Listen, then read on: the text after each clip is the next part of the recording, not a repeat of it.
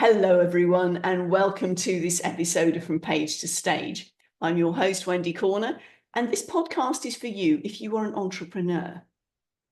You might be thinking, hang on, entrepreneur, page, stage, what? Hey, well, welcome, because you're in the right place. You may already be an author of a solo book, a contributory book, one that you've put a chapter into. You may have a blog out. But if you're an entrepreneur, you will have socials, won't you? And what's that if it's not published work? Welcome to being an author. What about the stage thing? A lot of the people come to me and go, oh, I can't possibly do public speaking. It's so scary. I'm an introvert, I'm shy. Fill in the gaps. And my suggestion to them is, well, can you have a one-on-one conversation? Yes. Then you can do a podcast. Is that a stage? Yes, it is. So there are various different stages. Again, entrepreneurs, you are in the right place. Welcome. Now, today, I am so excited. I have the joy and pleasure of introducing you to Robert Heath Sr. Forgive me, as a Brit, the senior, junior, and the first, second, and third are a little bit alien to me, but I'm giving you your full glorious title, sir. I don't know that much about you. I know a bit. We've had some wonderful conversations, but I'm going to pass the buck over to you. Tell us a bit about who you are and how you got to where you are now, please. Awesome. Well, thank you, first of all, for having me. It is a joy to be here and to be able to talk with you as always, but also to be able to give something of value to your listeners. A little bit about me. I call it the long story, a little bit less long. I'm originally from the Chicago, south side of Chicago, in the United States, in Illinois. My dad was in the Army, so we lived in Germany a little bit when I was younger. We lived in South Carolina and a number of other states. Grew up, and I always say that I grew up a little bit what I call hood adjacent. Uh, my family, my parents always made sure I went to good schools, and we kind of lived in nice areas where we went to church, where my cousins and family members lived, and all the rest of that where my parents worked. The neighborhoods that I hung out in, if you would, were not necessarily where I went to school. And so I saw two different worlds growing up, and it was something that was really interesting to me. And it really became the kind of the foundation of my life's work, which is how do we help people to be the best that they can be? And how do we make sure that, you know, generational poverty, generational issues that happen all throughout, especially in urban impoverished areas, are not kind of fates that are divvied out based on the zip code that you were born into. Yeah. Yeah. And so that journey took me to university, where I studied economics and speech communications to become someone who could actually get on stages and get in front of people and talk and do those types of things and understand how money works. And then I went on to get my master's degree in teaching. I was a school teacher for about 6 years. And during that period of time, I was on my pathway to becoming a superintendent. My goal was to go back eventually and fix school systems and be that person that I remember when I was growing up. The superintendent of our school had, been in charge of a major rebuild project, and we had a 8,000 seater football stadium and a field house and all these things. And he had went and secured monies from other places. And again, like I was telling you, I went to schools that I got to see one type of living, and then I saw other places where I saw another. That's what I wanted to be. I was down in Memphis, Tennessee, and I was a school improvement team coordinator at the time. I had given up my summer to go to in-service to learn how we were about to change and transform schools. There was a new superintendent that was coming in. I was extremely interested in everything that she was doing because she was originally from Memphis, had gone away, had gotten her education, had gotten all the letters behind her name, and now was coming back to fix the school systems. And I was all on board. And so I was like, yes, this is going to be my kind of learning journey of how to do what I want to do in 20 years. Can I interrupt you for a second? Yes, Superintendent, please. is that Yes. the head teacher, the head of a particular Good school, or is question. it a No, group of schools? yeah, so the superintendent is basically over the entire district of school. So all Fine. education in a municipality, and specifically in Memphis. Memphis was the 20th largest school district in the United States at the time. And so there were about 100,000 students that the superintendent was responsible for Okay. the administration of education for those Thank you. students. Thank No, you. the great question. Thank you.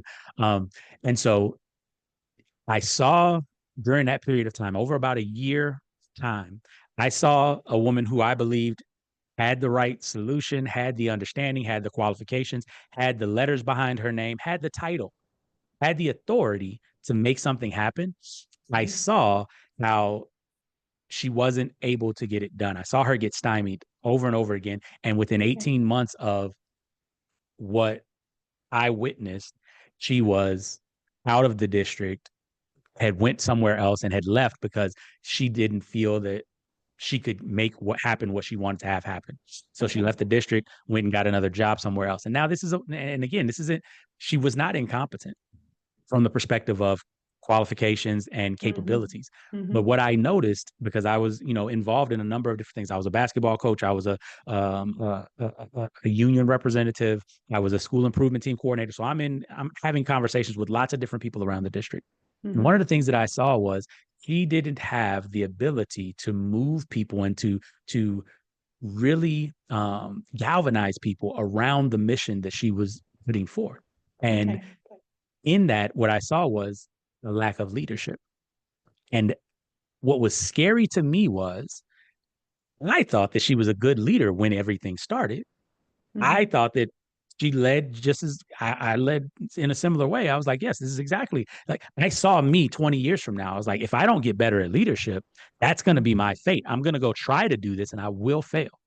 And it was a really shocking and jarring moment for me because, I think I was 25, 26 at this time, almost 27. And when that happened, it was just like, something has to change. I have to be different. And so for me, that set me on a sojourn to learn more about leadership. There were a couple of things that I went and learned. One, I went to the law school to learn how the system works, how are laws created, how are our systems built, where does the power lie in these systems, and what's necessary, what's the leverage points of these systems, right? Because one of the things that I saw in that experience was the then mayor of the town of Memphis at the time had been, before he was mayor for the last 10 years, he had been the superintendent of schools for 20 years before that. Right. And so one of the things that I noticed and that I heard was that there was this kind of shadow campaign that was going on where the mayor was not necessarily behind what the superintendent was doing, and understanding how all of that works and how you need to have people on your side and who you need to have on your side, or at least you need to be able to make sure that they can't bother you. All that type of stuff I saw, but I didn't know how to fix it. Going to law school really helped me with that. And then one of the other things that I did is I went to what I call the greatest leadership training academy in the history of the world. And I became a United States Marine Corps officer. Oh, right. Okay.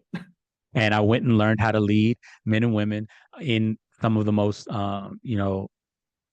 harrowing circumstances that we can imagine. But how do you get people to do that? And how do you get people to do that aren't getting paid what it's worth? How do you get people to do that are having to leave their families, having to be away, having to do those types of things? And so in my training and in my experience, those are a lot of things that I learned while I was a Marine Corps officer. I was a company commander. I was a defense counsel while I was in the Marine Corps as well. So I got to stand up for Marines, stand in the gap for Marines, and defend Marines who were accused of wrongdoing. And suffice to say, I won 70% of my cases that I took to trial. And that, while on the face of it, it seems like a great thing, what it actually was for me, it was telling me the system wasn't working, because these cases shouldn't have been at a level where they were going to trial if I was able to win them, because these were innocent clients. It would be different. I had a lot of cases that came across my desk where I had guilty clients. That's a different conversation. That's more of a mitigation conversation. How do we make sure that after you've done this bad thing, you can get back and get rehabilitated, et cetera, and that you don't wind up having to be, excoriated for the rest of your life because of one bad decision. But there were a number of cases, like I said, 7 out of the 11 cases that I took to trial were acquittals. And one of the things that pained me at the end of that, even though we won, I could never give them back the time that they were the accused. I could never give them back, in an organization where honor, courage, and commitment are our core values. I could never give them back the time that their honor was besmirched because of an accusation that was unfounded. And so that's what really led me to becoming a company commander and stepping on the other side and being in those conversations and doing that. And so I commanded a company of roughly about 380 Marines and sailors across 3 different bases. And I got to see kind of how the machine works and how things work. And so what I took from that entire leadership experience, I had a number of other leadership experiences, but what I took from that was I used to have this impression that leaders were good or bad based on, you know, how hard they worked, how much they cared, Mhm. right? And what I learned is that there are a lot of leaders that are suffering in silence. There are a lot of leaders that are doing the best that they know how, and they're struggling. And that's really what led me to the work that I presently do, which is I run the Legacy Leadership Consulting Group, where we help leaders to get the best out of themselves and those that they lead. And a lot of Mhm. that is helping leaders to understand how to connect better, helping leaders to understand how to systematize their processes and how to set their expectations and their procedures up such that they make incremental change Yeah. over a consistent basis, which gives you Yes. exponential results. It's that 1% Kaizen idea, isn't it? Yeah. Exactly, Yeah. exactly. And how Excellent. to set everything up so that you can actually accomplish that Yeah. and not burn yourself out in the process. Yes, exactly. Exactly. Audience, just to give you the heads up before I hit record, this gentleman was very generous and gave me all sorts of ideas into my productivity. So one of the things you'll see late in the show notes is how to get a hold of him and get a call with him. I highly recommend you do. Anyway, back to the podcast. So we've had your history there, and my word, Mhm. an amazing history. So you've seen and experienced all the stuff that you're talking about, Mhm, mhm. seen it from a distance, and also done the experience bit. So I'm going to ask you, when did you first start to write? Now, I mean, don't mean the mechanics of it, like when you were 5 or whatever, but when did you start to realize that you had the opportunity and the gifting to Yeah. write things that other people are going to go, oh, I'm going to take notice of that? It's a really good question because I think that so I published my first book in 2018, shortly after I got out of the Marine Corps. But there was a period of time, and it was so funny because growing up, I was not a writer. I did not like writing. Writing was one of those things that was extremely difficult. I remember being in advanced composition class my senior year of high school, and we would have to write these essays and do things like describe the room. And it'd have to be a 250-word essay describing the room. And Hey, it was the most excruciating assignment, right, that I experienced, and I couldn't understand because if you ask me to tell you about the room, as you can see, I'm very verbose. I could tell you in 250 words at the minimum or about the room, right?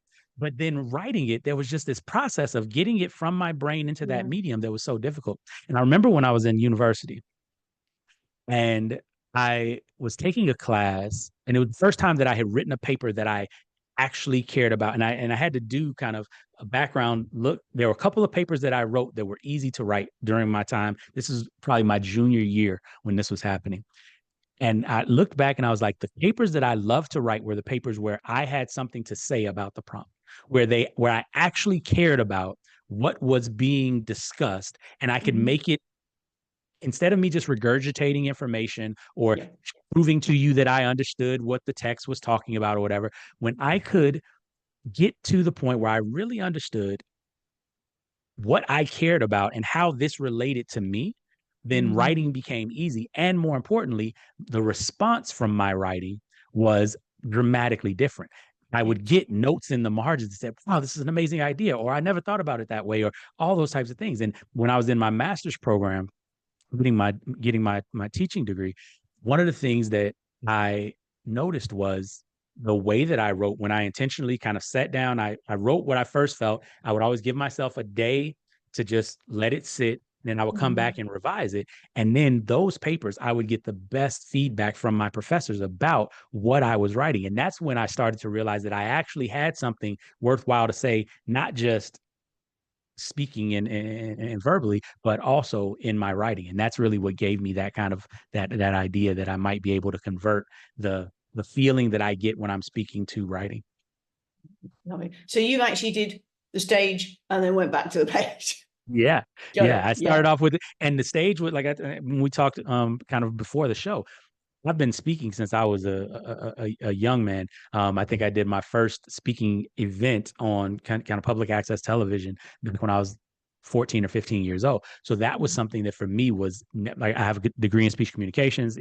That was my kind of wheelhouse. That was what I'm good at. But writing was so difficult. And what was interesting also was then speaking about my writing was difficult as well initially because I wasn't as connected to it. It didn't feel as much like me. But the more I was able to build that connection with my writing, it Mhm. felt almost effortless to then speak about it because the connection was reinforced rather than just it made my speaking. I personally feel it made my speaking so much better to have written and to have put the words to paper. You had that head and heart connection, didn't you? Hmm. Yes. And audience, if you're well, you will be watching because this isn't going out audio only. Where's the energy going between the head and the heart? Where's the connection? Your Hmm. voice. Hmm. So this is why it is so important that you really deeply connect with your own writing. So Hmm. then, as Robert said, you can speak it out from both head and heart. And Yeah. that's where you make a real impact on your audience, just as Robert's explained. Oh, goosebumpy moments. Thank you. Thank you. So Thank you. what you've said then, your first book came out in 2018, but you Yes. started your impactful writing when you Hmm. were at university. Yeah, that was probably 1998, Okay. 1999. Because you've been in and out of study, Yeah, yeah. doing a bit of I the hokey pokey went to there. school, then went back, went to school, went back. Yeah. So law school and undergraduate were probably 9 years removed from one another. Yes. And then I wrote my book after my Marine Corps experience. So that's another 8 years. So from when I started law school. So I got out of Marine Corps in 2017 and I wrote my first book over the next year and published it in 2018. Beautiful, beautiful. And I'm going to ask you because this is something that I've asked a number of people who found that university killed their creativity because they had to write in academic style and anytime they put in a bit of their own ideas, it was slammed. But what you're saying was something slightly different. Yeah. Yeah. I think that what I learned was kind of how to style university writing to my creativity rather than the reverse. So what I had been is in that space where I was trying to do university writing and it was all the things. It was annoying and frustrating and MLA style or APA style and blah blah blah blah blah. Right? Like at the end of the day, I hated writing for that reason, especially because I took umbrage as well with the whole idea at school that my ability to communicate to you, or more importantly, to regurgitate to you the things that you've already told to me, somehow impact whether or not I'm intelligent, right? Something that I didn't talk to you about or your readers, but so one of the things that happened for me when I was younger, I skipped fifth grade, and then I went to university. I was 16 when I enrolled in university. Graduated high school. I was 16, and so I had been going through school the entire time in classes with people that were 1 to 2. I remember I graduated high school. There were three of us that had the same birthday. I was the youngest. There was one young lady who was graduating on time, who was a year older than me. And then there was another gentleman who was graduating a year behind, who was 2 years older than me. But we all had the exact same birthday, and we graduated together. And that had been my experience. So this conversation of intellect versus output in academic style was Mm. always frustrating to me Mm. because it just showed me that the only way that they knew how to gauge intellect was their box, which meant which like if I can do your box and I can see outside of your box, which one of us is more intelligent, right? That was that was the Nice thing that point. right that was the thing that's really bothered me as I was in university. So that's another reason why I struggled to do a lot of the work because I wasn't trying to prove that I was intelligent or I was smart enough. I knew I was smart enough. I didn't care to do that work. But what really helped me was learning to care about the work, not because of what they were asking for, but because of me saying, how do I get to a place where this matters to me? How do I get to a place where writing this 10-page paper is not drudgery? How do I get Yeah. to a place where putting this out is not soul sucking?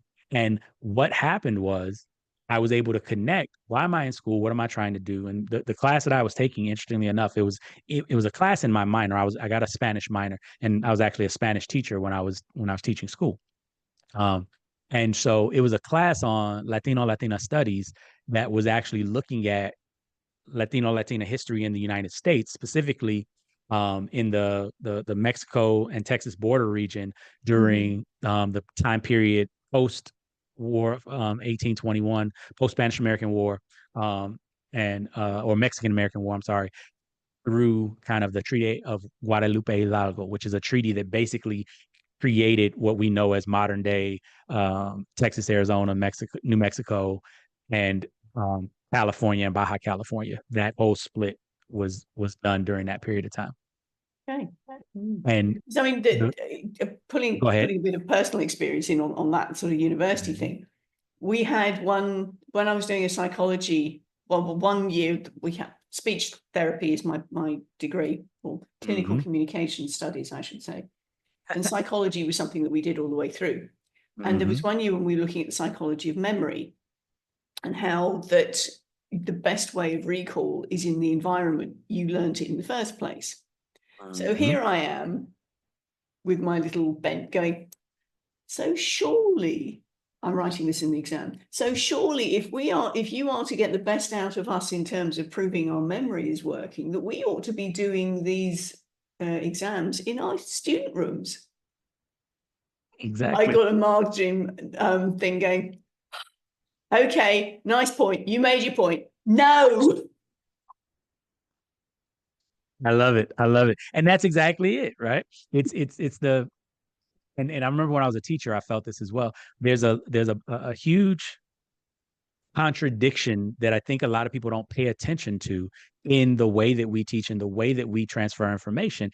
And it becomes the barrier to learning for a lot of students. And it's one of those things with my leaders, it's a similar thing. What I try to help them to understand is what are the barriers to doing what you want people to do that are actually imposed on your end, right? One of the things in the book, the first book that I wrote was a book called Why Can't People Just Do Their Jobs? Right. And it's a How book many to leaders have leaders. said that one? Exactly, right? And so it was a book written specifically for leaders. And one of the things you can see it there over that shoulder. You can see it there over my shoulder. And one of the things that you see is that there's a bunch of people and there's an orange figure in the front. The key thing that a lot of leaders don't realize is one of the biggest factors in people not being able to do their jobs is their leadership. And of course, we're blind to that factor because we believe that it's all external. But 70% of the factors that impact an employee's engagement are driven by the leader.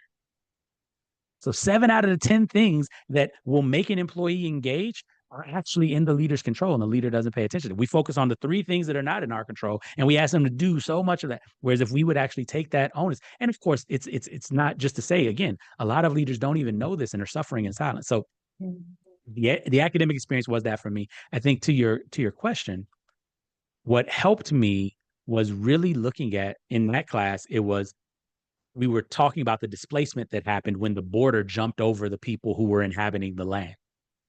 And that was a conversation about identity. That was a conversation about interaction and interpersonal communication and all types of things that I care about. Right? There was injustices that were happening. There was, there were people trying to get their rights enforced. There were all types of things that were happening that mattered to me. And I was able to write about how that existed then, how it exists now, what are the similarities and all the rest of that, which demonstrated that I understood the stories, that I had actually read them. But more importantly, it showed that I had something to say about it rather than just regurgitating what I already knew that they wanted me to say. And that has really been the hallmark of my writing since then is I take different facts or different things that people already know about. And what is most important to me is, how does that impact people today? How does that impact you? I always tell my clients, most of the things that I'm going to talk to you about, I'm not going to teach you anything new. What I'm going to do is help you figure out why you're not doing what you know you should be doing and how to overcome that obstacle, how you can make all that stuff that you know relevant to you, how you can make it work for you, how you can make it transform your results. Yes, absolutely. Oof. But it's marrying the critical thinking, which is something that, forgive me, I think most education systems across the world do not teach, because Agreed. we are still in the era of Conformity the model. Victorian, let's create good little workers for the Mhm. factories, which no longer Mhm. exist. And that the critical thinking, I think, is a very strategic point, says she who's Mhm. not been in education from the teacher's perspective, but obviously from Mhm. the other end. My Mhm. mother was a teacher, so I kind of got it from that end as well. But it's that critical thinking and the passion that goes Yes. with it, that suddenly you're bringing to life the I already know that syndrome. Because that is Mhm. where, in my experience, you hit that roadblock when you say something to somebody and they go, I already know that. So Exactly. why are you not putting it into practice? That part. And then they have legitimate reasons. And that's Mm, where we meet them, because here's the reality. Here's the unspoken secret about all the leaders that are suffering in silence. They don't want to be suffering. They no. want to be really good leaders. They want to, right? And the reason that they've gotten to the point where they're like, if people would just do their jobs, if they would just be better, the reason they've gotten there is because they've been struggling trying to figure out how to get better results. And Mm, their brains keep coming back to, well, if they were just better, then we would have better results. I've done everything I know how to do. It's frustration. And I get it. I understand. I've been in that position. And mm, then as I learned leadership and learned how to get better at it, I saw so many people in that position, because here's the reality. We get to leadership by being good professionals. Being a good professional is the exact opposite of learning how to be a good leader. Being a good professional means you learn how to really dis- cut out all of the distractions and make it so that other people don't impact your results. It makes it so that you get your results regardless, in spite of sometimes other people. That's what a good professional does. A good leader can't get their results without other people. yes, yes. Exactly. And the leadership thing also starts within.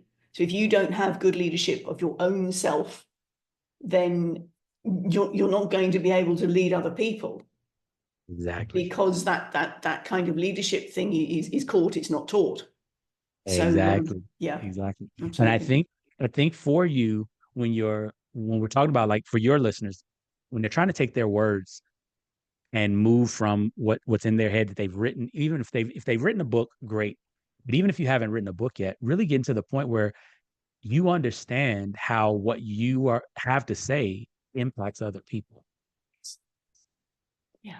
I think that's a huge consideration that I would really, that was one of the eye-opening things when I was beginning to write my book and trying to figure out how to do it. I had a book coach that helped me Mhm. to do that. And I think that, everybody should have a coach as they go through this process, because one of the things that I understood was how to write about what I cared about. But what my coach helped me to understand was, how do you write in such a way that it actually is reaching out to another person? Yes, absolutely, And I absolutely. know you do a lot of work with that and helping people to figure that stuff out.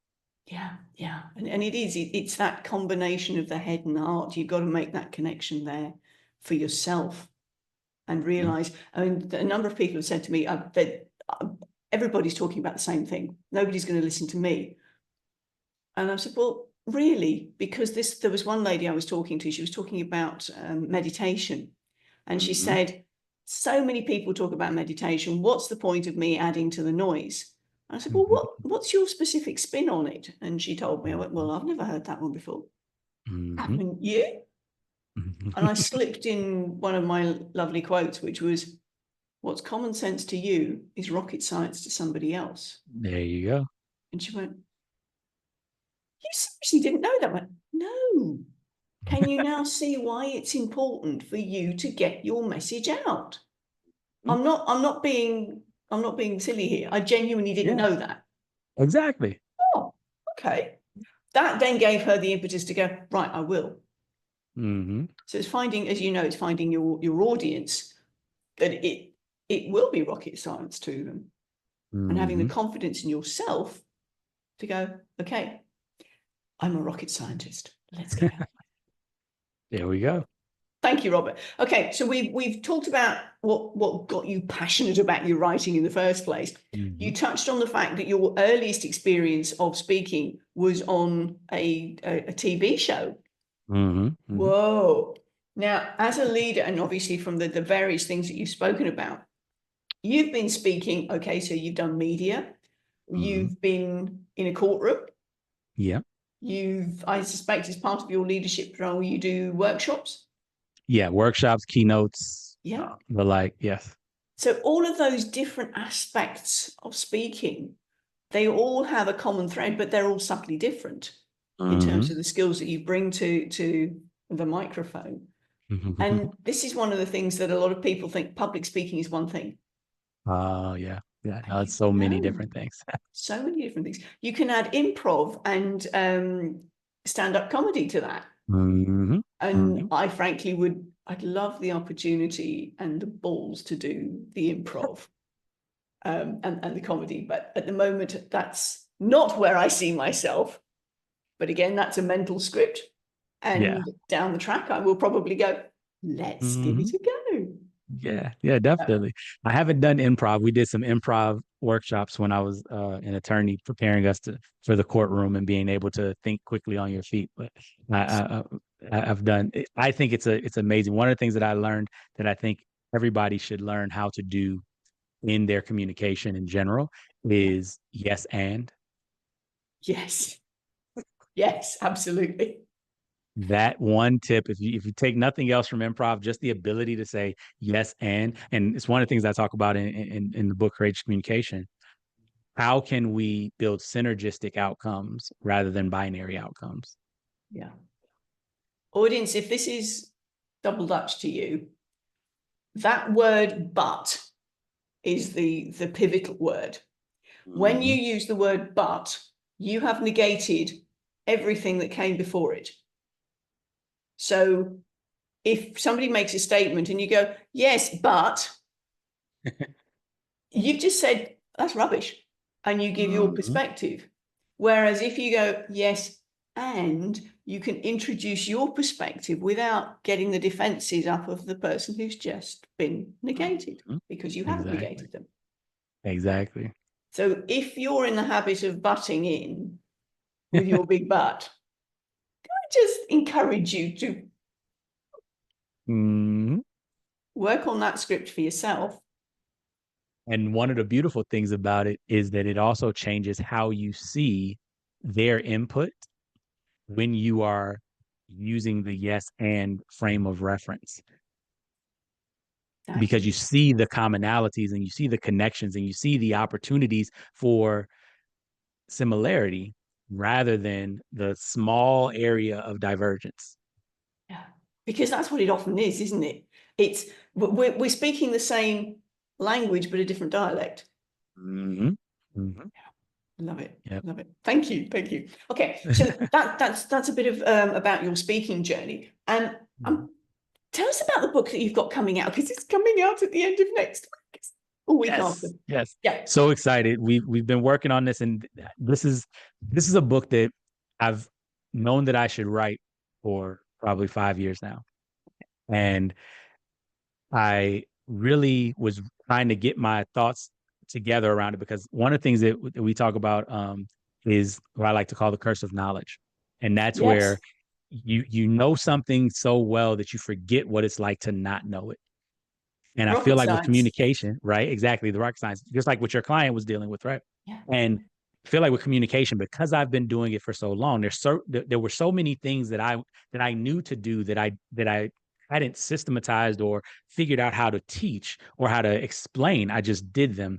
And so Mhm. it took a lot of time of kind of distilling it. And then I built a program and I taught the program and I saw that it got good feedback. And I went and I gave the speech a couple of times. And that was really where I got the validation that yes, this is actually beneficial. It's common sense to me, but rocket science to other people, that type of thing. Yeah. And so the book that we have coming out is called Courageous Communication. It is a book that's not just about conversations, it's about communication writ large. It focuses, because most of our communication is conversational, but it Mhm. talks about how we speak to people, how we present to people, how we are, what energy are we sending, things like yeah, but instead of yes, and right, all of those different types of things.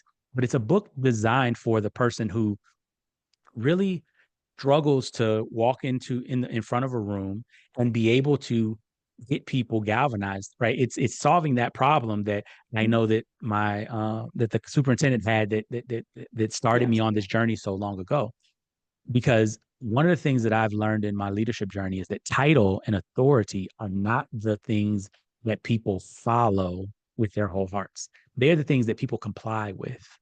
Yes. And if you want to be Nice. someone who gets people to want to do what you want them to do, if you want to be the type of person who with your friends and your family, you want to be influential, you want to be able to help people move out of, the directions that you see that they're moving in that are hurtful or harmful to them. You want to be the type of person who, if somebody's bothering you, you want to be able to get them to stop bothering you, but not have to be the bad guy in the conversation. Or if you're a middle manager or somebody without a title in a company, and you want to be able to get your boss to listen to you and actually take your input and do something with it, right? Instead of feeling like you just keep talking and it falls on deaf ears.